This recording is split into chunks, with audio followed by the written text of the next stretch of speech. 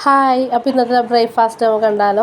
അപ്പോൾ ഇന്ന് നമ്മൾ ബ്രേക്ക്ഫാസ്റ്റിന് ദോശ, സാമ്പാർ, പിന്നെ തക്കാളി ചട്നിയായിട്ട് ഉണ്ടാക്കുന്നത്. അപ്പോൾ അതിൻ്റെ ഒപ്പം ഇന്ന് കട്ടൻ ചായയാണ് ഉണ്ടാക്കിയിരിക്കുന്നത്. അപ്പോൾ നമ്മുടെ കട്ടൻ ചായയൊക്കെ റെഡി ആയിട്ടുണ്ട്. അപ്പോൾ നമ്മൾ ചട്നി ഉണ്ടാക്കാൻ വേണ്ടിയിട്ട് ഒരു സവാള, 2 തക്കാളിയും 2 അല്ലി വെളുത്തുള്ളിയും ഇട്ടിട്ട് നന്നായിട്ട് ഇച്ചിരി മുളക് പൊടിയും ഇട്ട് വാട്ടിയെടുത്തിട്ടുള്ളതാണ്. ഇനി നമുക്ക് ചട്ടി അടുപ്പത്ത് വെച്ചിട്ട് നമുക്കൊന്ന് താളിച്ചെടുക്കാം. ഞാൻ നന്നായിട്ട് പേസ്റ്റായിട്ട് അരച്ചെടുത്തിട്ടുണ്ട്. ഇനി നമുക്കത് താളിച്ചെടുക്കാം. അപ്പോഴത്തേക്ക് ഇവിടെ ഒരാൾ ഞാൻ വീഡിയോ എടുത്ത് തരാം മമ്മിക്കെന്ന് പറഞ്ഞിട്ട് ഒരാളത് വഴക്കിട്ടിരിക്കുന്നതാണ് കേട്ടോ. അങ്ങനെ ഞാൻ കടുകൊക്കെ പൊട്ടിച്ച് എടുത്തിട്ടുണ്ട്.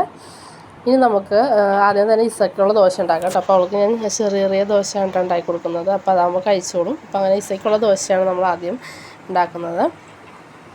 അപ്പോൾ ഇന്ന് ദോശയോടൊപ്പം ഇന്ന് നമുക്ക് സാമ്പാറാണ് കേട്ടോ കറിയായിട്ടുള്ളത്. അപ്പോൾ നമ്മൾ തലേ ദിവസം തന്നെ സാമ്പാറൊക്കെ ഉണ്ടാക്കി വെച്ചിട്ടുണ്ടായി. അപ്പോൾ ജസ്റ്റ് ഒന്ന് ചൂടാക്കാൻ വേണ്ടി വെച്ചിരിക്കുകയാണ് കേട്ടോ. അപ്പോൾ അങ്ങനെ ഈസയുടെ കുട്ടി ദോശ റെഡി ആയിട്ടുണ്ട്. പിന്നെ നമുക്കായിട്ട് നെയ്യൊക്കെ പറ്റി നല്ല വലിയ ദോശ നമ്മൾ ഇട്ടിട്ടുണ്ട് കേട്ടോ. അപ്പോൾ നമുക്ക് ആദ്യമേ തന്നെ നമുക്ക് ഈസയ്ക്കുള്ള ദോശ അങ്ങ് കൊടുത്തേക്കാം. അപ്പോൾ ദോശ സാമ്പാറായിട്ട് ആൾക്ക് തക്കാളി ചട്നി ഇഷ്ടമല്ല. അപ്പോൾ സാമ്പാർ കൂട്ടിയിട്ടാണ് ദോശ കഴിക്കുന്നത് കേട്ടോ. അപ്പോൾ അവിടെ പോയി വന്നപ്പോഴത്തേക്കും നമ്മുടെ ദോശ ഇത്തിരി നല്ലോണം മുരിഞ്ഞിട്ടുണ്ട്. എനിക്ക് നല്ല മുരിഞ്ഞതാണ് ഇഷ്ടം. അപ്പോൾ നല്ല മുരിഞ്ഞ ദോശയും ഞാൻ തക്കാളി ചട്നി കൂട്ടിയിട്ടാണ് കേട്ടോ കഴിച്ചത്. അപ്പോൾ നല്ല മുരിഞ്ഞ ദോശയും തക്കാളി ചട്നിയും ചൂട് കട്ടൻ ചായയൊക്കെ ഇട്ടാൽ അപ്പോൾ ഇന്നത്തെ ബ്രേക്ക്ഫാസ്റ്റ് അടിപൊളിയായിരുന്നു.